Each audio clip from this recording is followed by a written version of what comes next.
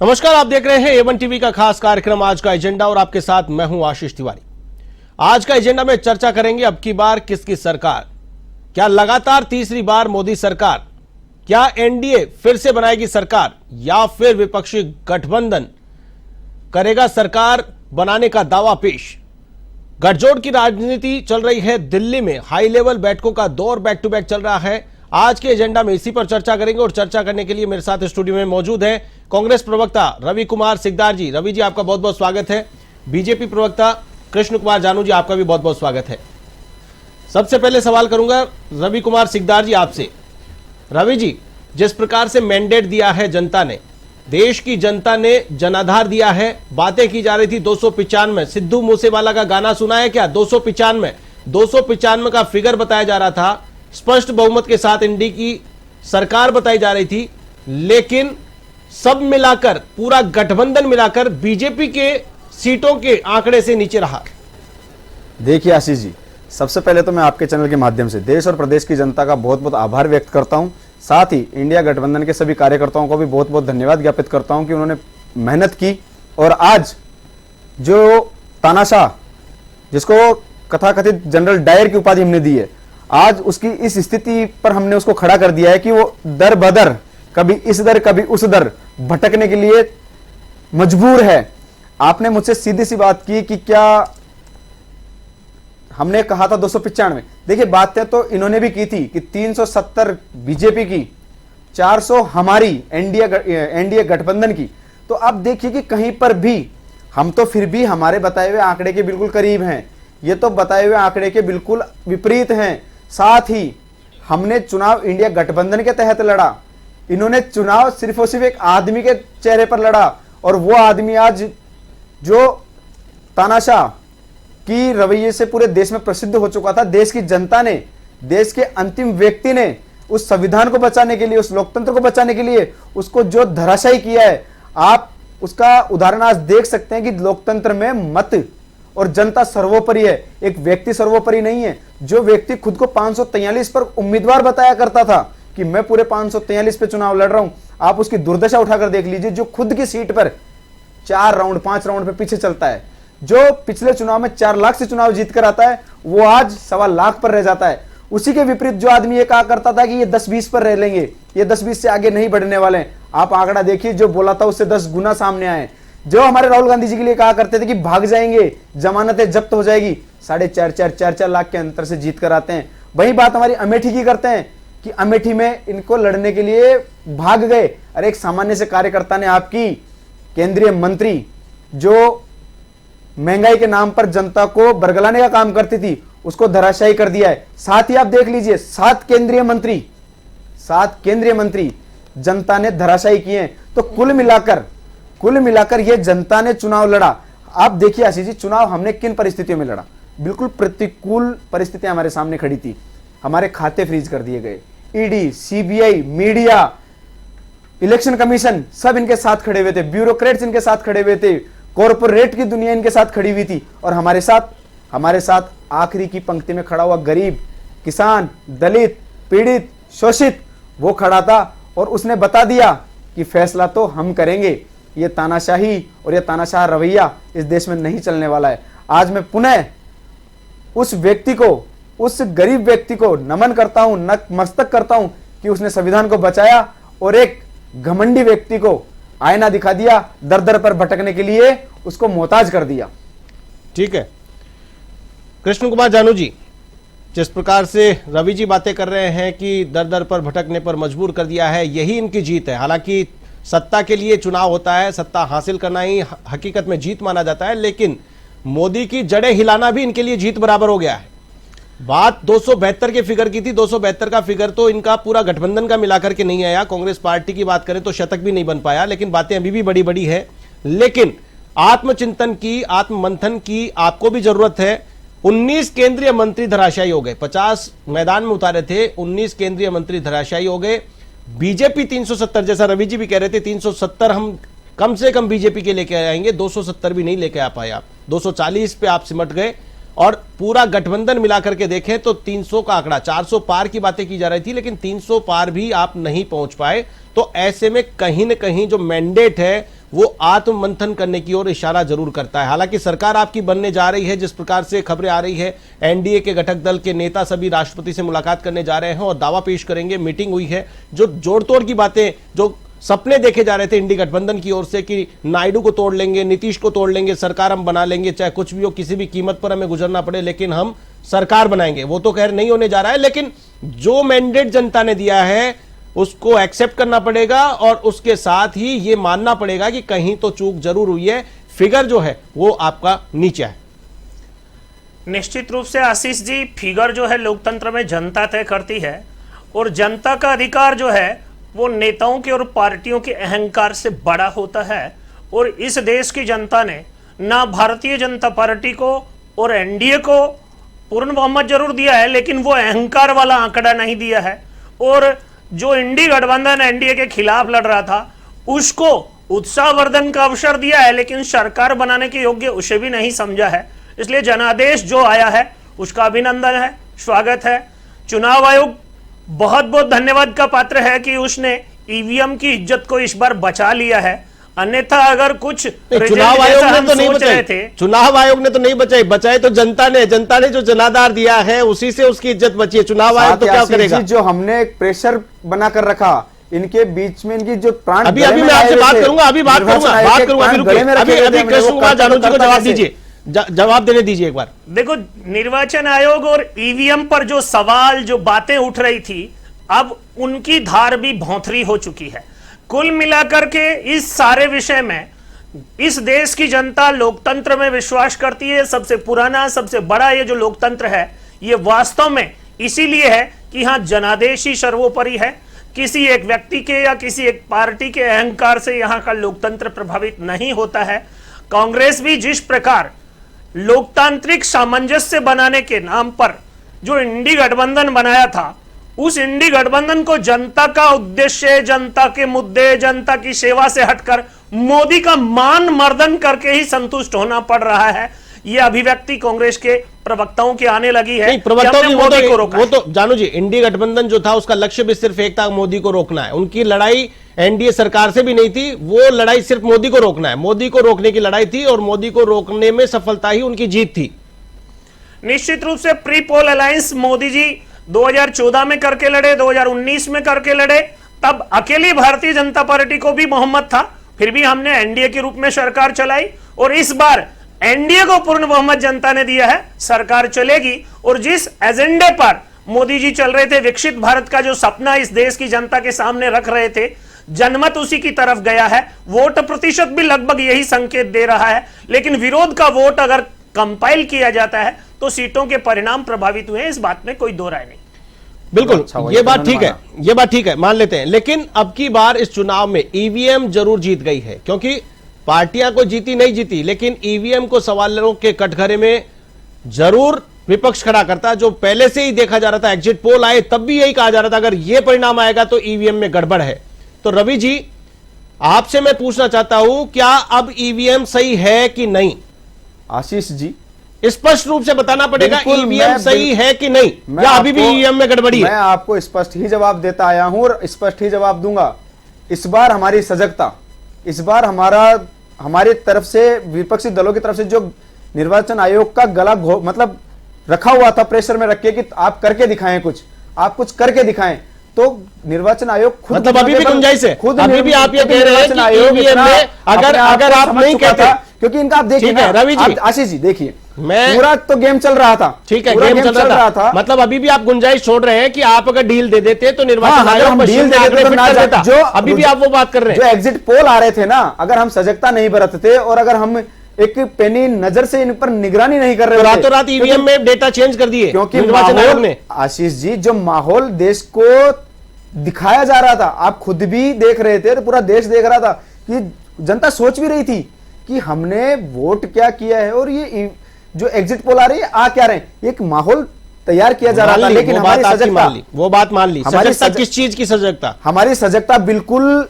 ईवीएमओ को लेकर, क्या पोलिंग काउंटिंग को लेकर हर चीज पर हम इतने सजग रहे मैं कि वही- उनको कुछ करने का मौका मैं नहीं वही दिया। जानना चाह रहा हूं, कुछ भी मैं कर- समझ नहीं पा रहा हूं कि सजगता से आप आपने बहुत किया अच्छे से क्या। समझ रहे हैं। अगर आपने एग्जिट पोल के बाद सजगता बरत ली है तो क्या निर्वाचन आयोग ने जो ईवीएम में छेड़छाड़ की थी, डेटा उसमें डाल दिए थे, वो डेटा को उन्होंने चेंज कर दिया, रिवर्स कर दिए? ये जो क्या करने हुआ? जा मतलब रहे हुआ थे, क्या? ये जो हुआ कर- क्या? ये जो करने दबाव से निर्वाचन आयोग दबाव में आ गया और रातों रात उसने ईवीएम में डेटा को चेंज कर दिया कि विपक्ष कल को जाकर के ईवीएम पे सवाल करेगा। अब आप तो ये सवाल तो निर्वाचन आयोग से पूछिए कि ऐसा दबाव क्या रहा कि उनको आज जो भी मैंडेट चीजें आया थी, है उस मैंडेट को आप मानते हैं कि नहीं मानते हैं? बिल्कुल मैंडेट को हम स्वीकार वो करते सही है, हैं। तो मैंडेट ईवीएम तो भी सही जनता है। ने दिया था, लेकिन ये जो करने वाले थे, जो माहौल तैयार करके करने वाले थे, वो हमने नहीं करने दिया, हमारे सजगता और हमारी मजबूती की वजह से। कृष्ण कुमार जानू जी, इनकी सजगता से निर्वाचन आयोग जो काम करने वाला था, जो आपके इशारों पर उस मशीन में डेटा फीड करने वाला था, वो डेटा फीड नहीं कर पाया। ये दिन रात जागते रहे, जिसके कारण निर्वाचन आयोग जाकर के मशीन में डेटा फीड नहीं कर सका। एग्जिट पोल के दौरान आप जो चाह रहे थे 400 पार, वो नहीं कर पाया, रिवर्स कर दिए डेटा। क्या कहेंगे? आशीष जी, हमारे यहाँ एक कहावत है कि बहम का इलाज तो लुकमान हकीम के पास भी नहीं था। कांग्रेस अरे को भैया, ईवीएम में ये छेड़छाड़ वहम का नहीं वहम था, है। ये बोलने दो, बिल्कुल बोलने स्पष्ट दो। था। रवि जी, हमारे बोलने को दो। 3 दिन तक दिखाया गया था, आपने राहुल बोला गांधी ना। ने एक ही बात बोली थी। ठीक है, अभी आप रुकिए, बोले ना, रवि जी आप बोले 4 ना। तारीख को पता चलेगा। ठीक है, पता चल गया ना 4 जी। तारीख को। क्या पता चल रहा है? वो चल गया, विपक्ष आशीष में जी- बैठना आपको। आशीष जी, 4 तारीख को जो रिजल्ट आया है उसे सहज भाव से एनडीए ने स्वीकार किया है और जनादेश का सम्मान धन्यवाद ज्ञापित किया है। कांग्रेस जो है वो अभी भी आशंकाओं से ग्रसित है। जब नतीजे आ चुके, वोट पड़ चुके और सरकार गठन की कवायद चल रही है, उसमें भी ईवीएम और चुनाव आयोग को धन्यवाद देने के बजाय इनकी सजगता से, लोकतंत्र आपकी सजगता से नहीं, लोकतंत्र संस्थाओं की सजगता से संजीव है हमारे देश का। और इसीलिए संस्थाओं पर जितने प्रकार के सवाल प्रस्तावना के रूप में आपने रखे थे, संस्थाओं को छोड़िए, मशीनों को नहीं बख्शा है। मशीनों को अभी तो आपने डेटा बताया, राहुल गांधी इतने वोटों से जीत के आए, इतने वोटों से जीत के आए। वो जो फिगर आप बता रहे हैं वो भी ईवीएम की काउंटिंग आप बता रहे हैं, ईवीएम का डेटा आप बता रहे हैं, वो तो आपको एक्सेप्ट हो रहा है और फिर भी आपको ईवीएम में गुंजाइश लग रही है। चर्चा का दौर बीजेपी प्रवक्ता कृष्ण कुमार जानू जी और कांग्रेस प्रवक्ता रवि कुमार सिकदार जी। रवि जी, एनडीए की ओर से राष्ट्रपति से मुलाकात कर दावा पेश किया जा रहा है, सरकार बनाने की बात की जा रही है और अभी भी इंडी गठबंधन ये कश्मकश में है कि हम सरकार बनाने जा रहे हैं, हमारे पास में मैजिकल फिगर है, हम उस जोड़ बाकी गुना भाग में लगे हुए हैं कि हम कैसे सरकार बना सकते हैं। पूरा गठबंधन का जोड़ लगा लिया जाए तो भी 240 जो बीजेपी का फिगर है उससे नीचे है, कैसे सरकार बनाएंगे आप? देखिए आशीष जी, ये विषय आलाकमान का और इंडिया गठबंधन के सभी दलों का है और इस पर आप देखिए कि आज शाम को भी विस्तृत चर्चा होने वाली है।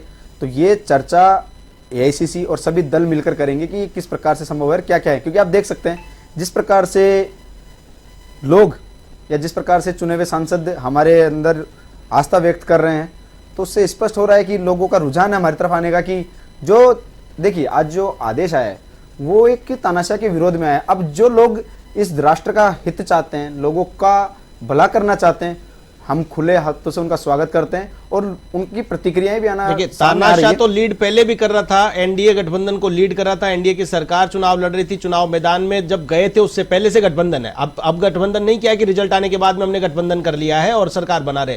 ये गठबंधन जाकर के चुनाव मैदान में चुनाव जीत करके आया है, 292 का फिगर लेकर के आया है, तो बहुमत तो जनता ने दे दिया। कैसे कह सकते हैं कि बहुमत नहीं दिया? हाँ, बीजेपी को, अकेली पार्टी को बहुमत नहीं मिला तो इसका मतलब ये थोड़ी ना कि एनडीए अगर जाकर के गठबंधन से सीट शेयर किया है, इन्होंने सीटें छोड़ी है, चुनाव लड़ा है साथ में मिलकर के, तो कैसे कह सकते हैं बहुमत नहीं है? देखिए, जो आदमी ये कहा करते थे कि 370 मेरी और वो आज खुद 240 के आसपास है, तो दिख रहा है जो लोग इनका समर्थन कर रहे थे उनको भी दिख गया होगा या लग रहा है, जैसा भी उनकी आस्था होगी, जो उनके व्यक्तित्व उस समय के साथ भविष्य के घर में बहुत लेकिन कुछ छिपा हुआ बात है। यह है कि आपके एआईसीसी दफ्तर में, पीसीसी दफ्तर में पटाखे फूट रहे हैं, मिठाइयां बट रही हैं। वो किस बात की मिठाइयां बांट रहे हैं? क्या अति उत्साह में नहीं है, जल्दबाजी नहीं है? उत्साह नहीं है आशीष जी। अभी तक मैजिकल फिगर तक पहुंचने की कोई गणित भी सामने नहीं आई, उससे पहले पटाखे फोड़े जा रहे हैं, मिठाइयां बांटी जा रही है। मैजिकल गणित और मैजिकल नंबर की बात नहीं है, ये एक दमनकारी व्यक्ति को धराशाह जो जनता ने किया है, धराशाह ये का उसके मतलब होता है कि वो प्रति सत्ता में उत्साह आके है। बैठेगा नहीं, उसकी दूर दूर तक कोई संभावनाएं नहीं है, वो अब बेदखल हो चुका है, आपने सत्ता से बाहर कर दिया, वो होती है धराशाही। अभी तक तो मोस्ट प्रोबेबली जो भी संभावना है वो सारी एनडीए के पास में, मोदी के पास में। कैसे कह सकते हैं धराशाही कर दिया?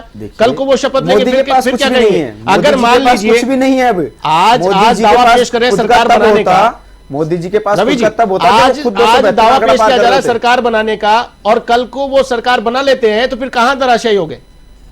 देखिए, जिन जिन बातों को लेकर या जिन जिन मुद्दों को लेकर बरगलाने का काम किया, इन्होंने मेरे आराध्य श्री राम का नाम लेकर काम किया। अयोध्या से ये लोग हारे, कश्मीर में 370 का नाम लेकर ये पूरे देश में डिंडोरा पीट रहे थे, वहां इन्होंने प्रत्यक्ष ही नहीं उतारे। मैं राजस्थान की पृष्ठभूमि से आता हूं। राजस्थान में ये कहा करते थे कि 25 की 25, 25 की 25। आज वहां पर आप स्थिति देख लीजिए, 11 हमारे पास है। साथ ही जो हमारे हाथ नहीं लगी है, या जहां पर हमें जनता ने आशीर्वाद दिया, आशीर्वाद हमें जो अंतर था उसको कम करने में दिया। आप इनके ओम बिड़ला जी जो पिछली बार 4 लाख से जीत के आ रहे थे, इस बार 40,000 का अंतर रहा। जयपुर ग्रामीण महज 1600 का अंतर रहा।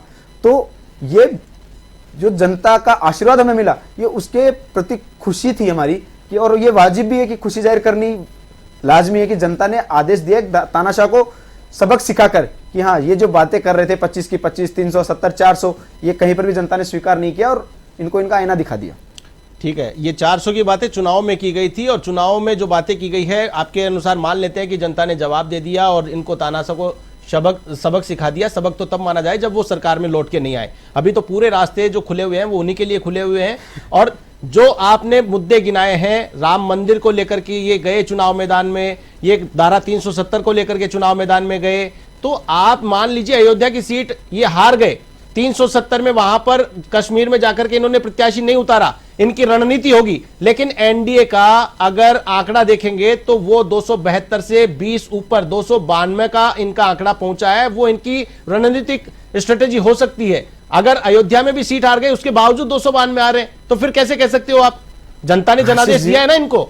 जानू जी, कृष्ण कुमार जानू जी। निश्चित रूप से जनादेश जो है वो एनडीए को मिला है, प्री पोल अलायंस को मिला है, और भारतीय जनता पार्टी लगभग 50 से अधिक सीटें पिछली बार के अपने उसमें से खो चुकी है। अब उसके कारण क्या रहे, उसके निवारण क्या होंगे, ये सारी विषय तो समीक्षा के हैं और संगठन के बड़े लोग उसकी समीक्षा करेंगे। जनता ने आपको नकार दिया, ये आपको भी तो स्वीकार नहीं किया।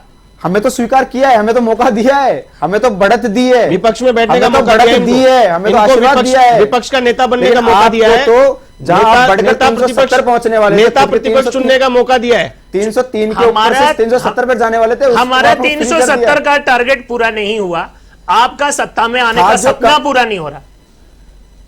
हमें जितनी सीटें मिली हैं आपके इंडी गठबंधन को पूरे मिलाकर नहीं मिली है। आप तो एक चेहरे पर 370 ला रहे थे, तो देखो ना 543 पर खुद लड़ रहे थे, फिर भी भारी, हमारा तो फिर भी सब मिलकर चुनाव लड़ रहे थे, फिर भी भारी मजबूती के साथ हमने चुनाव लड़ा और आज मजबूत स्थिति के साथ खड़े हैं। आपको दर दर भटकने पर मोहताज कर दिया। आप इधर से उधर भाग रहे हैं। गिने चुनों को, जिन लोगों को आप कहा करते थे कि क्षेत्रीय दल हैं, इनसे फर्क क्या पड़ता है, आज आप उनके सामने नतमस्तक होकर खड़े हैं, उनके आदेशों का इंतजार कर रहे हैं कि इनकी तरफ से क्या आदेश आते हैं। इसका मतलब तो इंडी गठबंधन भी सारे जितने जो लिस्ट बना रखी है लंबी चौड़ी, उनके सामने हाथ जोड़ के खड़ा है क्या? इंडी गठबंधन गठबंधन की पार्टियों को रवि जी ऐसे कहेंगे आज, तो फिर आपके पास सामान क्या है? अगर गठबंधन की पार्टियों का अगर आप समर्थन लेने के लिए हाथ फैलाना बोलते हैं, तो फिर आपके पास तो 99 के फिगर, 99 के फेरे में अटक गए। हमारे तारणहार हैं, तुम हमारी वजह से आओगे, तुम हमारी वजह से आओगे। अगर तुम्हें तुम्हारे क्षेत्र में कुछ मत मिलेंगे वो मेरे चेहरे की वजह से मिलेंगे। लेकिन आज उसका बिल्कुल विपरीत हो गया है कि अगर आज ये सत्ता में काबिज होंगे तो ये उन क्षेत्रीय दलों की वजह से सत्ता में काबिज होंगे। आज जिनके ऊपर ये बैठा करते थे, आज वो इनके ऊपर बैठकर इनको आदेश और निर्देश देने की। रवि जी 2014 में हमें पूर्ण बहुमत मिला, फिर भी हमने एनडीए की सरकार चलाई। 2019 में हमें 303 सीट मिले, फिर भी हमने मंत्री बनाया, गठबंधन दलों को मंत्री बनाया, गठबंधन दलों को मंत्री पद दिया गया। उनको महत्व कहीं पर भी नहीं दिया, सिर्फ एक अपनी पीछे की लाइन में उन लोगों को खड़ा रखा। आज वो आपके फ्रंट रामविलास पासवान महत्व देंगे इसकी गारंटी है। कांग्रेस ने किसको कितना महत्व दिया है सब जानते हैं। महत्व मिल रहा है। चलिए ठीक है, इनको किन परिस्थितियों में सरकार बनानी पड़ेगी? रवि सिकदार जी, मैं आपसे पूछना चाहता हूं, आप मान लीजिए एनडीए सत्ता में नहीं आता है, इंडी गठबंधन सत्ता में आता है, सरकार बनाता है, क्या इनको मंत्री पद नहीं देंगे? जो आपके घटक दल है, क्या उनको आपको शेयरिंग नहीं करनी पड़ेगी? क्या अकेले आप सारे पदों पर बैठ जाएंगे? मैंने तो आपसे अभी भी कहा है कि जो विकसित भारत के साथ आना चाहें, इसको जो लोगों की अन्याय अब तक झेल रहे थे उनको न्याय दिलाने के लिए अगर वो आना चाहें तो हम उनका स्वागत करते हैं। और जिसको जहां पर जो उपयोगिता होगी उसको वहां पर वो उपयोगिता के आधार पर रखा भी जाएगा। खुद के दम पर, खुद के तानाशाही रवैये से उनको एक, जिसको हम कह सकते हैं ना कि प्रताड़ना के रूप से रखना, वो नहीं। यहाँ पूरा सम्मान मिलेगा, उनको सम्मान के साथ रखा जाएगा, और देश हित की वो अगर बात करने के लिए आते हैं तो हम उनका स्वागत भी करते हैं। आशीष जी, बार बार प्रधानमंत्री को तानाशाह बोल रहे हैं, ये अगर तानाशाह होते तो आप हिमाकत करते इस शब्द का प्रयोग करने की? और जहां तानाशाही वहां बोल के दिखा दो। आप देख लीजिए ना, जहां तानाशाही है वहां बोल के दिखा दो। ईडी देख लो, सीबीआई देख लो, ईडी सीबीआई संविधान के तहत काम करती है, आपकी बनाई हुई संस्थाएं। आप काम करने नहीं देंगे क्या? ईडी सीबीआई काम नहीं करेगी क्या? काम करने के तरीके देख लीजिए ना, रवि जी, तरीके आप तय करेंगे, कानून तय करेगा। रवि जी, कानून क्या कर रहा था, रवैया क्या था, रवि जी, देश ने देख लिया। मैं आप दोनों से एक सवाल छोटा सा पूछना चाहता हूं। वोट शेयर की बात करते हैं, वोट शेयर कांग्रेस का बेशक बढ़ा है, लेकिन जनता ने जो वोट शेयर दिया है, बीजेपी का वोट शेयर अगर देखें 2019 से अगर उसको कैलकुलेट किया जाए, कंपैरिजन किया जाए, 37% वोट शेयर था 2019 में, और 2024 के चुनाव में 36.5% वोट शेयर उनका रहा है। 0.5% वोट शेयर कम हुआ है 2024 में। ये आप कह सकते हैं एंटी इनकम्बेंसी है, ये हो सकता है कि सरकार के कामकाज से लोग नाखुश हैं, लेकिन जो बातें आप बोल रहे हैं, तानाशाह के खिलाफ जनता का आक्रोश था, रोष था, तो आपका वोट शेयर तो 21% है। 21% आपको दिया है, तो जनता ने क्या दिया है? टोटल गठबंधन को मिला लिया जाए तो 32% वोट शेयर है, 32.5% वोट शेयर है। बीजेपी को अकेली को जो वोट शेयर प्रतिशत मिला है, उससे कम पूरे टोटल जो सब इकट्ठे हुए थे इंडी गठबंधन के सारे घटक दल, उनका मिलाकर के वोट शेयर नहीं हो रहा है। तो जनता ने कहां किसको समर्थन दिया है, किसको सत्ता सौंपी है? देखिए, यूपी जहां पर ये पूरा क्लीन स्वीप करके आते थे, वहां पर आज ये हमसे पीछे हैं, हमारे गठबंधन से पीछे हैं। वहां पे भी तो एनडीए गठबंधन के तहत चुनाव लड़ रहे थे, लेकिन हमसे पीछे हो गए। राजस्थान जहां पर ये क्लीन स्वीप करते थे, वहां पर भी ये हमारे से पीछे। तो टोटली इनकी जो सीटें हैं, अरे पीछे ये भाई, इसको और क्या कहोगे आप? कहोगे क्या? जहां 25-25 थी और आज आप 14 पर रह गए, इसको और क्या कहोगे? और जहां पर भी आए हो वहां पर भी ज्यादा मार्जिन नहीं रहा, कहां पर 1500, कहां पर 2000, कहां पर 10,000। तो इसको आप और क्या कहेंगे? ये टोटली आपका फेलियर ही रहा है। ठीक है, राजस्थान को लेकर के मैं बात करूंगा, एक मिनट में आप दोनों से मैं चाहूंगा फीडबैक चाहूंगा। राजस्थान का जो जनादेश है उसको लेकर के क्या कहेंगे? सबसे पहले तो मैं चाहूंगा रवि सिकदार जी, आप क्या कहेंगे? राजस्थान में भजनलाल सरकार बनी, बीजेपी को मैंडेट मिला, और उसके बावजूद लोकसभा चुनाव में मिशन 25 पर पानी फेर दिया गया, 11 सीटें विपक्षी गठबंधन लेकर के आ गया। 1 मिनट में जवाब चाहिए। सबसे पहले तो मैं राजस्थान की जनता का बहुत बहुत धन्यवाद ज्ञापित करता हूं। साथ ही आपको मैं पूर्व में भी बता चुका था कि जो भजनलाल सरकार, चिट्ठी वाली सरकार राजस्थान में आकर बैठी हुई है, वो पूर्णतया फेलियर सरकार है। इन्होंने आते ही तो युवाओं का रोजगार छीना, आते ही चिरंजीवी जैसी योजना जो एक आम आदमी को राहत देने का काम करती थी, उसको बंद किया। इन्होंने उज्ज्वला योजना के तहत जो आडंबर रचा, वहां ये फेलियर है। तो टोटली 3 महीने के अंदर कानून व्यवस्था जो चरमराई हुई है, और इनको पता ही नहीं है कि इनको करना क्या है। पूर्णतः राजस्थान से बाहर रहे। आज ऐसी स्थितियां बन गई है कि पानी बिजली की हैं और ये बाहर घूम रहे, राजस्थान को कहीं पर नहीं संभाला। और जो कल्याणकारी योजनाएं थी कांग्रेस सरकार की, लोगों आज उनको समझ में आ रहा है कि हाँ, भला तो कांग्रेस ही कर सकती थी। तो आज आप उठाकर देख लीजिए, परिणाम सामने, राजस्थान की जनता ने आदेश दे दिया है। ठीक है, कृष्ण कुमार जानू जी, देखो, अगर राजस्थान सरकार की यानी गहलोत साहब की कल्याणकारी योजनाएं होती तो जनता उन्हें चुनाव में पराजय का मुंह नहीं दिखाती। कहीं न कहीं जनता को आपकी योजनाओं पर भरोसा नहीं था, इसीलिए नतीजा के आंकड़े आप उठा के इसीलिए नतीजा मिला। चिरंजीवी योजना के आंकड़े आपके सामने हैं कि कितने लाभार्थी हैं। विद्युत का बिल, मैं तो पूरी जिम्मेदारी के साथ कह सकता हूं कि आपके घर में भी 100 यूनिट बिजली कम होकर ही आया होगा। तो ये क्या कल्याणकारी योजनाएं नहीं थी? आपने अपना विषय रखा, मैं बीच में नहीं। ठीक है, 1 मिनट में कंप्लीट करिए। लेकिन आपको बातें तो बताऊंगा ना, आपको मौका मिला। रवि जी, आपको मौका मिला। कांग्रेस के मार्गदर्शन की बीजेपी को जरूरत होती तो बीजेपी सत्ता में नहीं आती। मार्गदर्शन की जरूरत कांग्रेस को है कि वो लंबे समय से सत्ता से बाहर है। सर मार्गदर्शन करिए, 1 मिनट का। पेपर लीक में एसआईटी का गठन किया है, राज्य में पेट्रोल डीजल की 2% कम किया है, पेट्रोल 7 रुपए 18 पैसे, डीजल 6 रुपए 60 पैसे कम किया है, गेहूं के एमएसपी के ऊपर 125 रुपए का बोनस दिया है, और पीएम किसान सम्मान निधि 8,000 रुपए, 50,000 रुपए किसानों ने जोड़े हैं, नए किसान जोड़े हैं। आगामी वर्ष में सरकार के अधीन लगभग 70,000 पदों की भर्ती होने वाली है।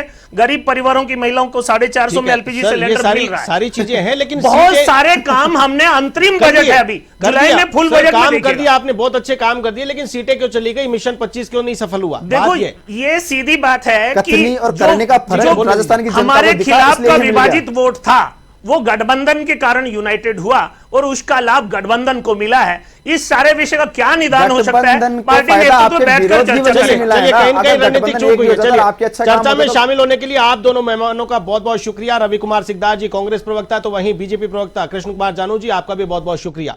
आज का एजेंडा में हमने चर्चा की, आज के एजेंडा में किसकी होगी सरकार, क्या फिर से एनडीए की होगी सरकार या फिर विपक्षी गठबंधन करेगा आर पार, इसको लेकर चर्चा की। आज की चर्चा में फिलहाल के लिए बस इतना ही। मुझे दीजिए इजाजत, नमस्कार।